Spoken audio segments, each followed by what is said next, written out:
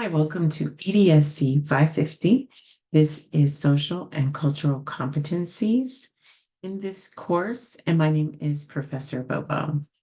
In this course, we will focus on social and cultural competencies, and you will learn the ability to understand and apply cultural competencies and social justice with our marginalized populations. And this is the group of students that have historically been marginalized throughout the educational system. We're going to learn how to address our personal biases and to integrate our cultural trends when we're developing curriculum. As a school counselor, your role will to you'll focus on your leadership skills, advocating for students, and systems of change to create an equitable outcome for all students. In this course, you will have 5 assignments. We'll begin with, I'll share my screen and share with you the textbook.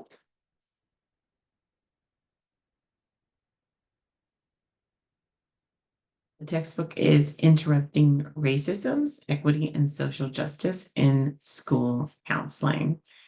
So we'll continue. I'll begin with this welcome video going over the assignments that are due for the course. Our first assignment, which is called the Achievement Gap Assignment, you will do both parts of this assignment. You have to provide a review of existing school data to identify achievement and opportunity gaps by answering the questions that are listed in our data summary template. So for this assignment, you're going to go to the data, and I'm sharing my screen again. You will go to the template and open up the data template, and you will fill out this information. When you are filling out this information, you are utilizing your school where you are either doing your fields work or your practicum, or a school where you have access to this type of data. So by completing this part of the assignment, you're answering all of the following questions, identifying who in the building can help you obtain the data. So you need to have access to the data. And then who is your data expert and who can help you interpret the data. So if you're using your practicum or your fieldwork, your fieldwork supervisor or practicum supervisor will be able to assist you with this particular data. Then you're going to review the school improvement plan and identify your school's goals and list 2 improvement plan goals relevant to school counseling program and link the student outcomes towards achievement, attendance, and discipline. So then you're going to review all the additional school data reports, achievement, attendance, and discipline from previous years. So you might need some previous school plans to see if there's been any type of growth or setbacks for your marginalized population. And then you're going to review data from other sources, and such as the student behavior surveys or climate surveys or engagement surveys from 2 to 3 years, because you do want to be able to do a comparison. And then how does your school's data compare to data from other schools? So taking a look at the CDE webpage and combining with other schools, either district averages or state averages. And then you're going to identify and prioritize data points that you'll address through this counseling program. So in doing that page, next, you will complete the second part of the assignment. And the second part of the assignment is the written part. And during this written part, both of them are written. So you'll answer all of those questions as one form. And then the second part is to explain policies and procedures which school counselors can use to identify the barriers to learning and access to opportunities, particularly for those of marginalized students. So you're going to take the school that you chose to fill out the data information with, and you're going to address and identify challenges, describe direct and indirect student services which are available to address these gaps and barriers, and discuss how you as a school counselor can demonstrate your leadership, advocacy, and collaborate to address these gaps and barriers. So there are two parts to this assignment. First, there is the answering all of the questions. And then secondly, it is the APA format, where you're answering and explaining and writing about policies and procedures in which school counselors can identify the barriers and address them. So you need to make sure that you are using APA format as well as with the subheadings. So please use the template that is in the writing resource section of this particular course, and that will help guide you with your APA format. The written part should be about 2 to 3 pages as you're addressing and identifying the barriers. You'll need to use research in order to assist you with this assignment. Okay. Your second assignment is implicit bias. And during this assignment, there's a link called the Harvard Implicit Bias. There are a few simple assessments that you will take. Choose at least 3 to take. You will choose 3 assessments and get your results from those assessments before beginning the writing process. So it's important to make sure that you take those specific Harvard implicit bias assessments. Again, let me say that again, that you need to take at least 2 to 3 of the assessments on the Harvard implicit bias page. And then after that, you're going to write a 2 to 3 page paper identifying and acknowledging at least 2 personal limitations and biases, and articulate how they may affect your work as a school counselor. A few examples of such limitations could be age-related, understanding of parenting styles, certain minority cultures, and you're going to discuss in this paper those around you who have an impact on your personal biases, and ways in which you will monitor those personal biases, um, and advocate for social justice and awareness, knowledge, and skills. So again, it starts with beginning taking those 3 assessments, and then reflecting on the results of those assessments, including that into your written paper of 2 to 3 pages. That assignment is due week 3. Your next assignment is assignment 3 is your ask a position. On this assignment page, there are 3 position statements: cultural diversity, anti-racist practices, and equity. You will select at least one credible resource to research, a peer review or journal article that addresses one type of leadership or change theory. Okay. So you're going to find a change theory article or a leadership article. Okay.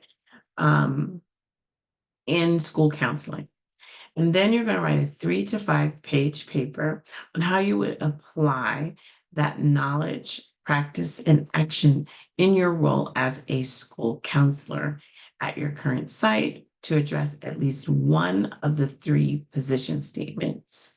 And you're going to talk about, for example, how you would collaborate with all stakeholders to provide relevant interventions and strategies that advocate for those and promote social justice for all students. Okay. So you'll choose one position statement, one article, either on leadership or on change theory, and write a 3 to 5 page paper with citations and following APA format. Your fourth assignment is your marginalized population poster. In this assignment, you are going to create a marginalized poster, and there are PowerPoint templates and presentation poster templates listed on your assignment page. Please use one of those templates, okay? And what you're going to do is research a specific social identity group that has been historically or is currently being marginalized or underrepresented. You're going to create a poster including the following information. So you should have slides that are one, a summary of research of literature identifying the barriers of access. Two, equity and success for that particular group. Three, uh, purpose, one or more action strategies that counselors can take to relate to intervening with student academic performance, student engagement, student discipline, student culture and family involvement, and other pragmatic supports in the school for the purpose of providing equitable access for that specific group. So those are the areas that you will cover on your poster, making sure that you have titles and subheadings for each of the things that were listed there. Your final assignment is a closing the gap lesson plan in action, and you're going to create one lesson plan for a small group or a classroom, which outlines the learning objectives and content for a classroom of any age and any grade level. This lesson plan can cover any topic you feel would be applicable for that specific group. And there is a lesson format that is used there. So it's important that you use the format that is there, and also see the Closing the Gap action plan, which includes this student standards for mindset and behavior that are needed to create school culture where everyone is included. So you're going to include the student standards, mindset, and behaviors for success. Okay. And that is your final assignment for this course. So the assignments are due. As we go over them, let me give you the due dates for them.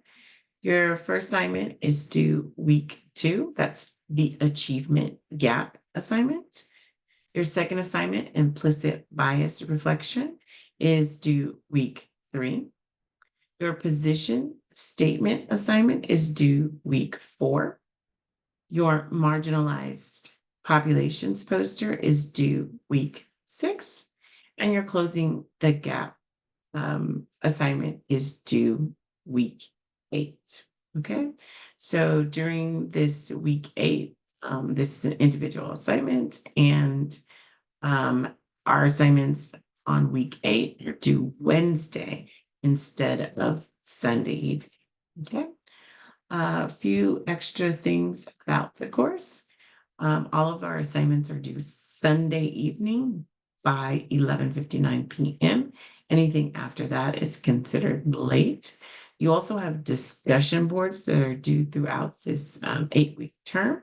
Discussion boards, the initial post must be there by Thursday, and the second, the 2 responses to peers needs to be by Sunday evening, okay, in order for full credit. Please do remember that discussion boards are hard to make up, so keep track of them and make sure that you're receiving all of your points. You receive 6 points for your initial post and 2 points each for each response to appear, for a total of 4 points.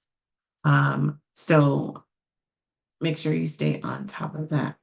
If you have any questions or concerns, please refer back to the initial page where I have all of my text information and office hours. And I look forward to seeing you in the course. Thank you.